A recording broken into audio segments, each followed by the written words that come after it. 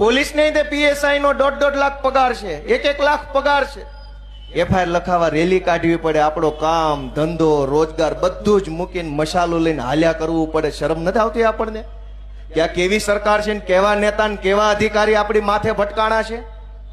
મને તો એટલું બધું દુઃખ થાય છે કે આ હું રેલીઓ રોજ ઉઠીને કોઈ દી ભાલ્યું અમેરિકામાં કે એફઆઈઆર કરો બળાત્કારની રેલી કાઢવી પડી?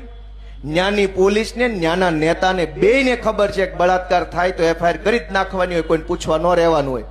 આઈની પોલીસને ખબર નથી, આઈના નેતાને ખબર નથી. હું કામ? આપણને ક્યાં ખબર છે કોને મત દેવાનો છે? શરૂઆત તો આપણાથી છે ને કે આપણને ખબર નથી કે તમારા મતથી તમને પોલીસ કેવી બટકાવી, તમારા મતથી તમને મહાનગરપાલિકા કેવી બટકાવી, તમારા મતથી તમને શાળા કેવી બટકાવી, રોડ કેવા ભટકાડ્યા. એક સુવિધામાં ઠેકાણું નથી, તો ન્યાન્યા બટન દબાવ્યા કરે, ન્યાન્યા બટન દબાવ્યા કરે. રામ જાણે એ ખૂણામાં હું હોય.